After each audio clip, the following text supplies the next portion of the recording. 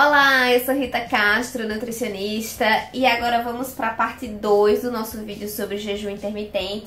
E agora eu vou responder algumas perguntas que me fizeram lá no meu Snapchat e também algumas perguntas gerais que normalmente as pessoas fazem sobre o jejum intermitente, que gera bastante dúvida.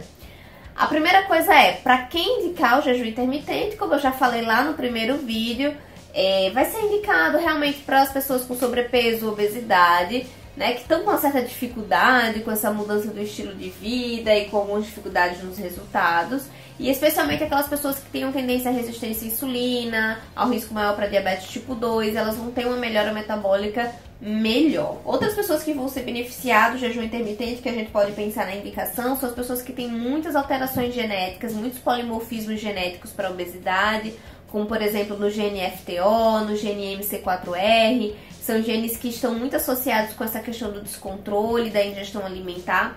Então, são pessoas que podem se beneficiar bastante da estratégia do jejum intermitente. E, obviamente, as pessoas que, mesmo que não estejam com obesidade ou com sobrepeso, as pessoas que desejam, né, melhorar o desempenho neurológico, melhorar também as questões de longevidade. Então, tem várias estratégias também que podem ser feitas nesse aspecto. Bom, e para quem não indicar? Para quem não indicar, existe uma série de cautela, principalmente em relação às pessoas que têm uma tendência à compulsão alimentar, obviamente, porque a pessoa que tem muita tendência à compulsão, ela vai ficar aquele período de jejum, mas na próxima refeição ela vai querer compensar aquilo e isso desencadear aí uma compulsão, e isso não é legal, então tem que ter muita atenção com essas pessoas. Pessoas muito ansiosas também pode ser um grande problema, porque ela vai ficar pensando muito na próxima refeição, ela não vai aguentar ficar muito tempo nesse período de jejum. Pessoas que estejam tomando medicamentos para diabetes, né, porque elas podem ter risco para hipoglicemia. Então, se você já é diabético, já toma alguma medicação oral, já toma alguma insulina, não faça jejum intermitente, sem indicação, não faça isso, porque não vai ser uma boa ideia. Então é basicamente isso. Existem alguns estudos também em animais e também alguns estudos em humanos, que talvez algumas pessoas que têm uma tendência genética a ter o colesterol elevado, talvez não se beneficiem. Então eu também tenho uma certa cautela com essas pessoas que têm os níveis de colesterol muito alto por causas genéticas, por alterações genéticas. Então isso também eu tenho uma certa cautela com essas pessoas. As perguntas frequentes são: a ingestão de água está liberada? Total, claro. A ingestão de água, ela é fundamental durante o processo do jejum, então a hidratação ela é fundamental nesse processo. Então, pelo menos durante o dia inteiro, 2,5 litros a 3 litros de água no mínimo, mas isso é contabilizado também individualmente. O uso de chás e café. Bom, o café, ele até pode ser utilizado, eu não costumo recomendar tanto.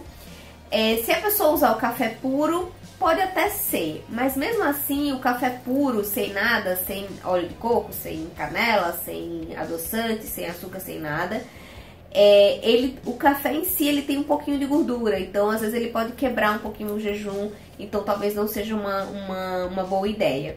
Os chás, depende também do chá. Alguns chás eu gosto de indicar assim, principalmente para essa questão da ansiedade. Nas primeiras adaptações, pode ser uma boa ideia sim utilizar os chás. Tanto os chás diuréticos também pode ser para aquelas pessoas que têm muita retenção, como também os chás de camomila, chás digestivos. Isso pode ser uma boa ideia para melhorar, inclusive até essa questão da ansiedade de ter que tomar alguma coisa, ter que comer, né? Tomar alguma coisa mesmo, e isso ajudar no processo da adaptação, tá? Mas a maioria dos estudos eles não usam nada, tá? Apenas água para hidratar mesmo. Utilizar suplementos. Bom, suplementos, desde que sejam suplementos vitamínicos, alguns fitoterápicos, eles podem ajudar na adaptação. Então, por exemplo, suplementos que tenham na sua composição resveratrol, curcumina, ajuda bastante na adaptação ao jejum. Isso, a maioria dos estudos são experimentais ainda, mas essas substâncias que têm o mesmo mecanismo de ação do jejum, isso pode ser interessante sim. Então vai depender bem da suplementação que está sendo utilizada, mas suplementar com proteína, com aminoácido, com glutamina, BCA, essas coisas todas, não faz o menor sentido, então não utilizar, tá? É bastante individual também isso. Se pode fazer exercício durante o jejum. Saíram 2 estudos agora em 2016, indivíduos fazendo jejum intermitente e fazendo exercício físico. Não houve nenhuma alteração, muito pelo contrário, algumas pessoas até se beneficiaram. Então não existe essa de que o jejum vai atrapalhar. Pessoas mesmo que fazendo um treinamento de intensidade um pouco elevada. Claro que a pessoa que tem que estar bem adaptada, não é sair fazendo jejum e fazendo exercício com alta intensidade, né? Então é a adaptação que vai acontecendo ao longo do tempo. E isso vai promover certamente alguns benefícios também, inclusive para o exercício, tanto para exercício de força como exercício aeróbico.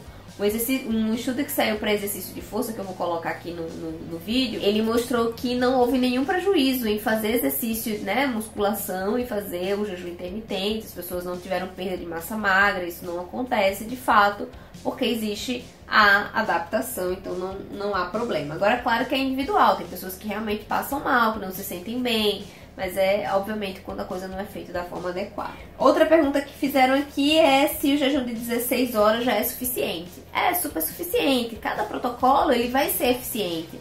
A partir de 16, a partir de 12 horas já pode ser eficiente.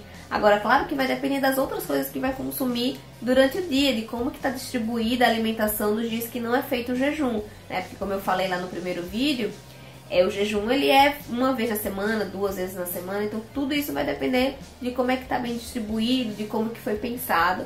Então, se for para compensar caloricamente totalmente nos outros dias, não vale a pena, né? Comer as coisas erradas. Então, tem que estar dentro da mudança do estilo de vida, toda a modificação que isso vai acontecer. Por quanto tempo fazer o jejum? A estratégia em si, a gente tem estudos já tem 1 ano. Né? Mas assim, ficar o jejum em longo prazo, dias corridos, uma restrição calórica muito intensa, aí sim isso não é legal. Mas você fazer essa estratégia pensando em blocos de a cada 2, 3 meses, isso pode ser uma boa ideia sim, quando muito bem pensado e muito bem calculado para a sua estratégia, para sua individualidade, para os seus exames, enfim, para tudo que for pensado para você. Então, nada de fazer de forma aleatória, de fazer sem procurar um profissional. Procure um bom profissional para orientar bem e que saiba fazer isso de forma bastante adequada para você, tá? Então eu espero que vocês tenham curtido esse vídeo. Se tiverem mais dúvidas, é só colocar aqui que a gente vai tirando e atualizando conforme mais estudos forem saindo, tá bom? Então curtem, compartilhem com seus amigos e até a próxima. Tchau, tchau!